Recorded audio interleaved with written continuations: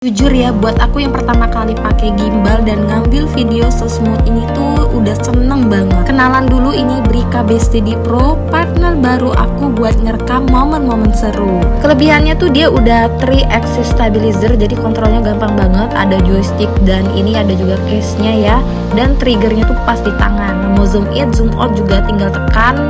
Kalian nanti bisa pelajari, ini nggak terlalu rumit. Bisa nonton juga di YouTube. Part paling serunya tuh in caption mode, bisa 2 kali muter, jadi hasilnya kayak film-film gitu.